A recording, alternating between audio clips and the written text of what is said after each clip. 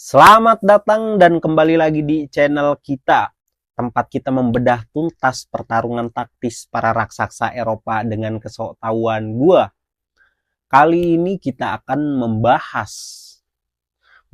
Liverpool yang dibabad habis, diobrak-abrik, bahkan dioyak oleh VSV Eindhoven dengan skor akhir 4-1. Anfield seharusnya menjadi benteng, seharusnya menjadi panggung kebangkitan. Namun sebaliknya, yang kita saksikan itu adalah bencana taktis yang membuat pendukung The Reds terdiam. Skor akhir Liverpool 1, VSV Eindhoven itu 4. Bukan sekedar kekalahan. Ini adalah penghinaan. Kekalahan ke-9 dalam 12 pertandingan, ya. 12 pertandingan terakhir bagi skuad asuhannya Arne Slot. Nah, Liverpool. Nah, bagaimana bisa tim yang secara taktis di atas kertas dianggap lebih unggul dihancurkan sebegini rupa oleh Liga Belanda, VSV Eindhoven asuhannya Peter Bosz. Laga ini adalah sebuah studi kasus yang brutal tentang kerapuhan mental, kegagalan individu, dan yang paling penting itu kebobrokan sistem taktis. Di babak pertama kita melihat respon yang menjanjikan, bahkan bermain cukup lebih baik setelah kebobolan penalti yang ditepis oleh Virgil van Dijk. Kocak itu bukan voli, itu main bola kita bro. Namun babak kedua adalah kehancuran total. VSV itu tidak mengandalkan bola-bola panjang atau bermain dengan fisik, permainan dengan fisik.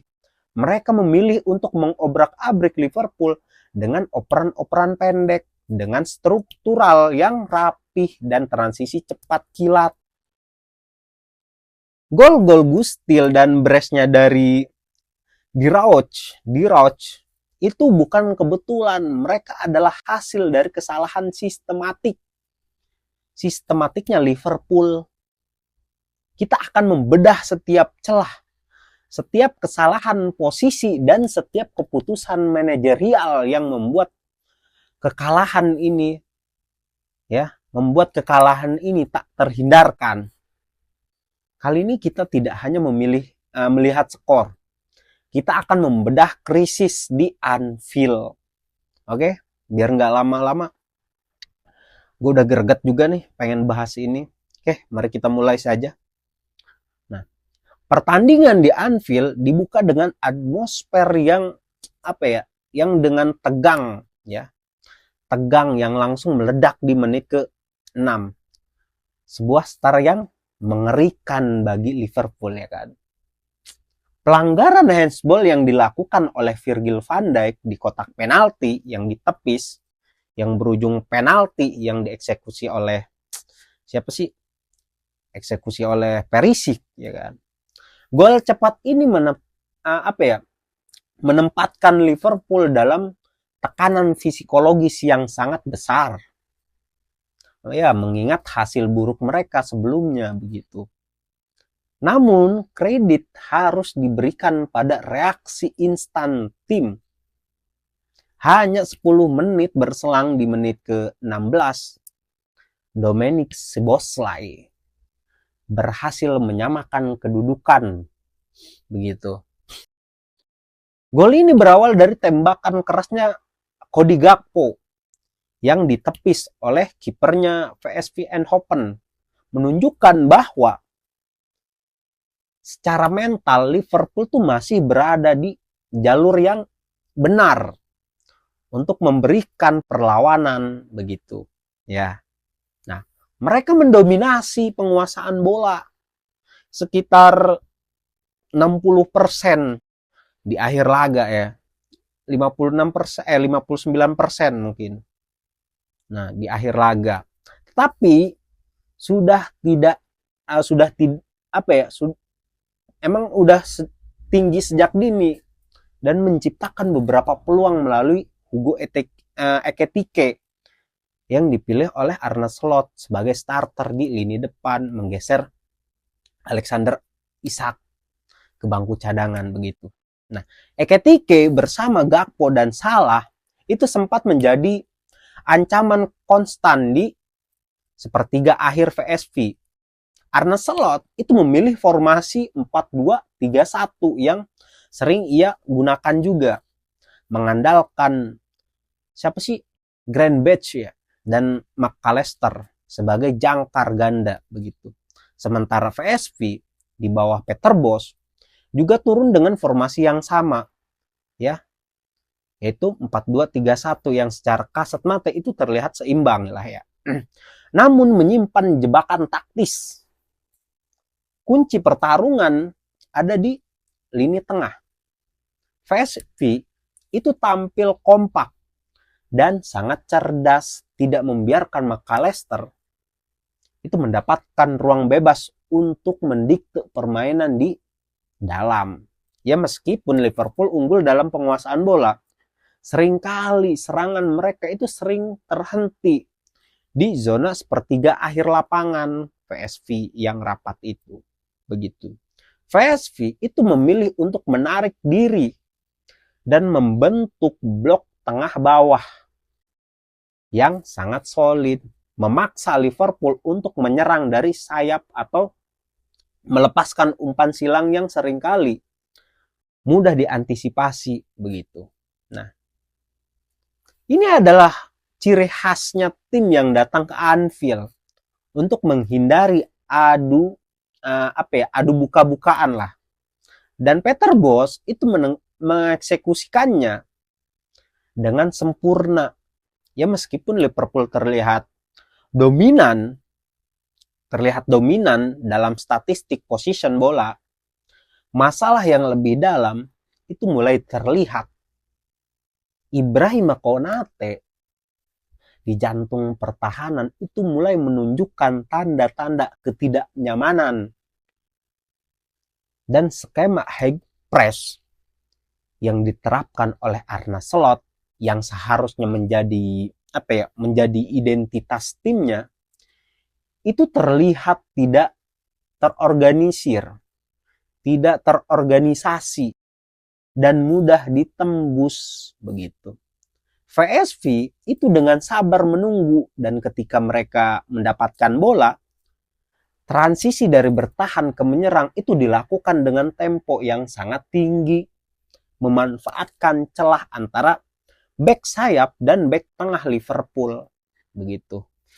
Nah, ancaman utama di babak pertama itu datang dari pergerakan cepat VSV di area halfback, dan Virgil van Dijk itu sempat menembus kesalahannya dengan sundulan yang membentur mistar gawang, ya, menunjukkan bahwa Liverpool itu masih berjuang keras, ya, masih berjuang keras. Babak pertama berakhir dengan skor 1-1, menyisakan harapan, namun juga menyembunyikan bom waktu taktis yang siap meledak di babak kedua. Para pemain VSV, khususnya Mauro Junior, ya, pemain tengahnya, dan pemain sayap lainnya, itu telah mengukur kelemahan Konate dan bek sayap kiri Liverpool. Namun line up menunjukkan Kerkes di kiri dan Szoboszlai di kanan kalau di line up ya, dan siap menghancurkannya gitu loh. Siap untuk menghancurkannya. Jika babak pertama berakhir dengan harapan, babak kedua adalah mimpi buruk instan.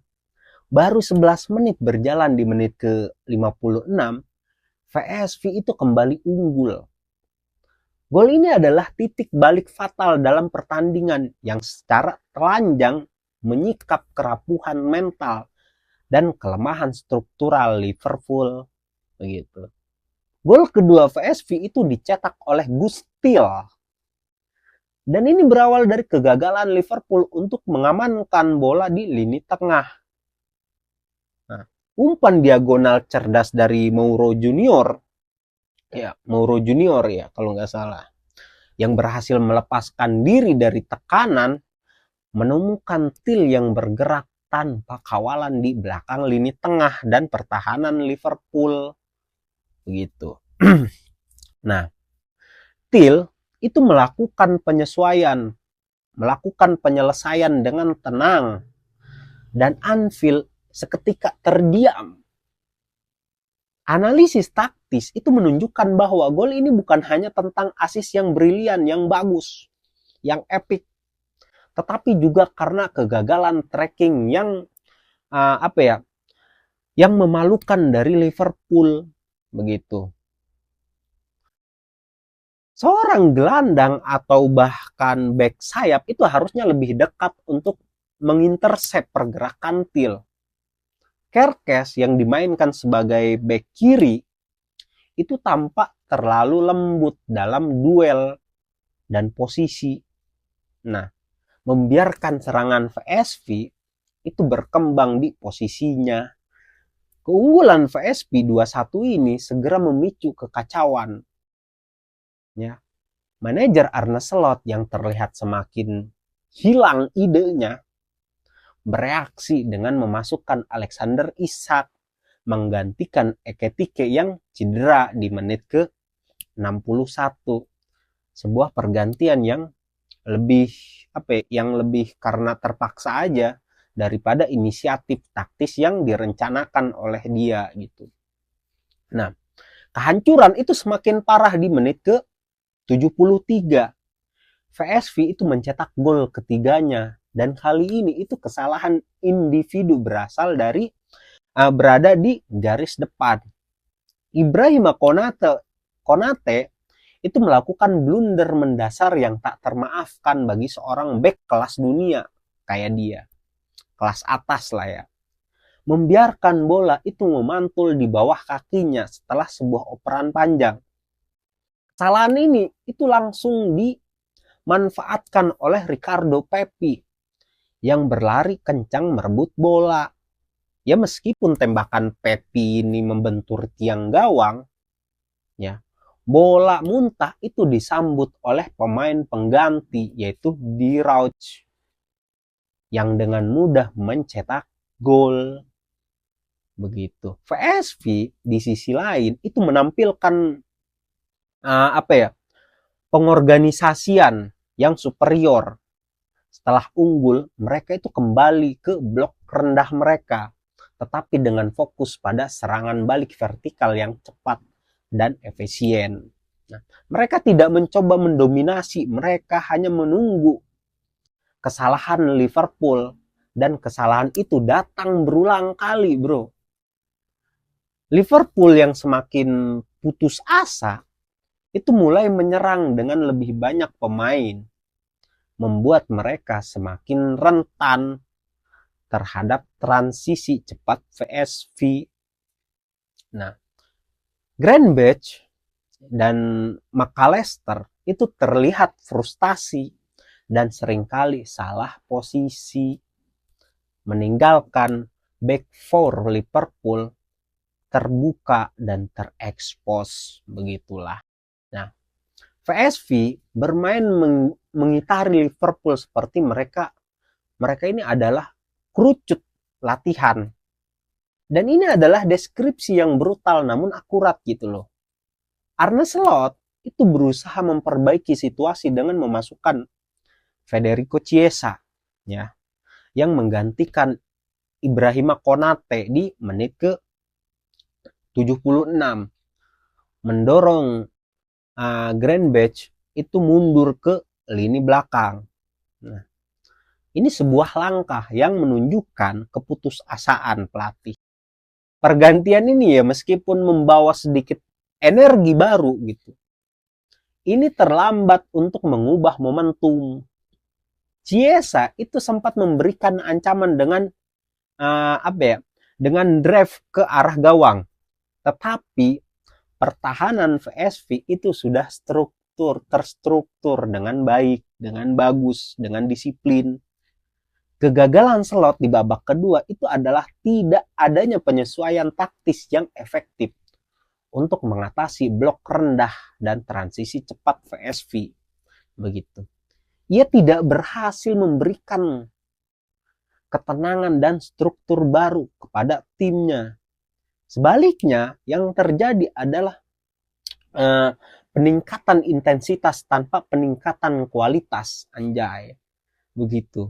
Yang hanya mempercepat kehancuran saja gitu. VSV di bawah asuhannya Peter Bosz itu menunjukkan kematangan taktis. Mereka tidak panik oleh tekanan awal Liverpool dan tahu persis bagaimana cara melakukan lawan mereka dengan kesabaran di pertahanan dan kecepatan mematikan saat menyerang.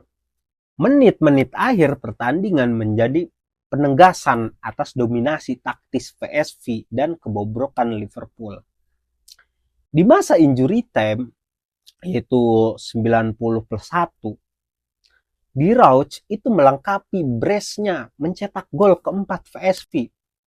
Gol ini adalah yang paling menyakitkan karena terjadi di tengah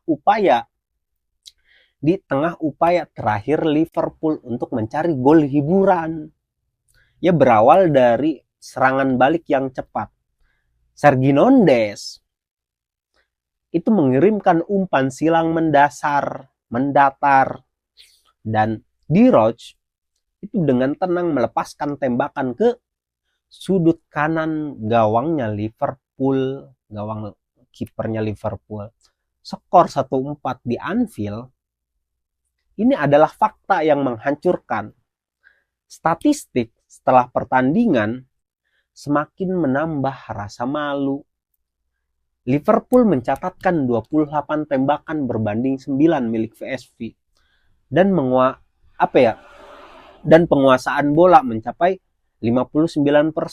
Angka-angka ini biasanya itu menandakan dominasi. Namun dalam konteks ini mereka hanya menyoroti ketidakefektifan tim dalam mengubah dominasi teritorial yang menjadi peluang berkualitas, begitu. Yang lebih mengkhawatirkan adalah angka ekspektasi gol yang seimbang 2,85 untuk Liverpool.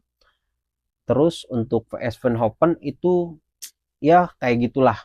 Nah, itu menciptakan umpan peluang besar bagi VSV. VSV itu mendapatkan lebih banyak peluang, lebih banyak mengeksekusi peluang-peluangnya dengan matang, begitu.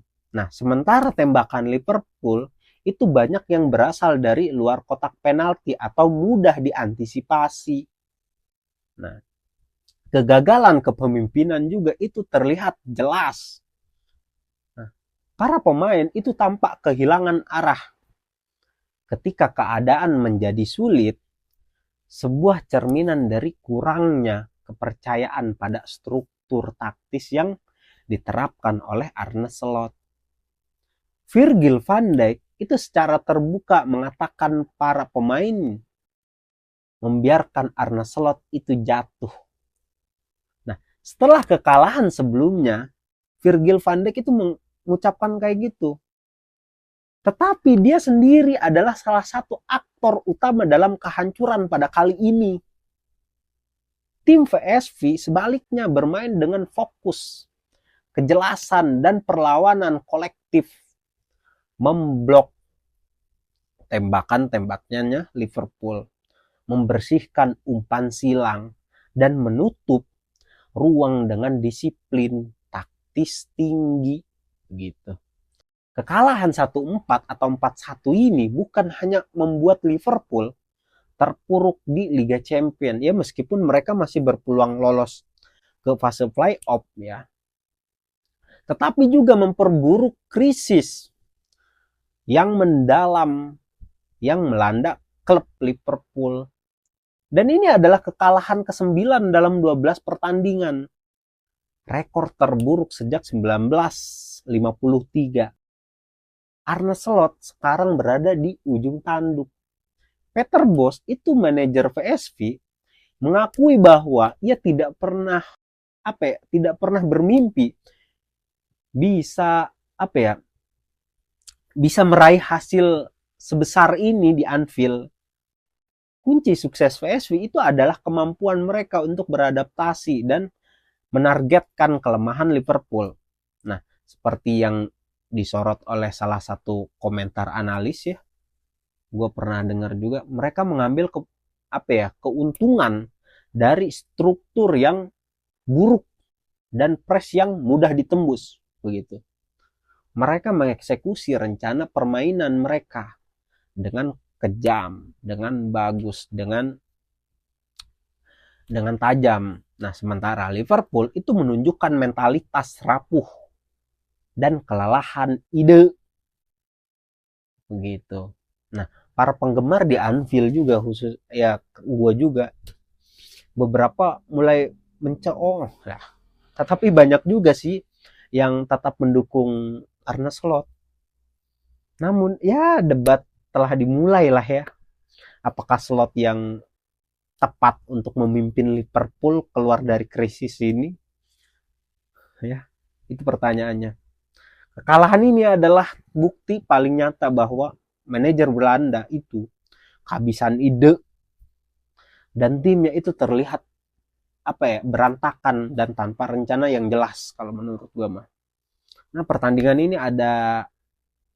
akan dicatat sebagai malam ketika krisis Liverpool berubah menjadi menjadi mimpi buruk yang nyata mungkin.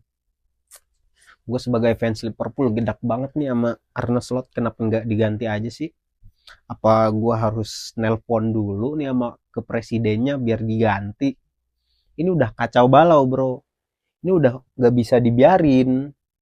Seharusnya Liverpool tuh harus bisa lebih jauh dari sekarang. Arsenal lagi di atas, kita dipantatin sama MU, di atas kita MU, kita dipantatin sama MU.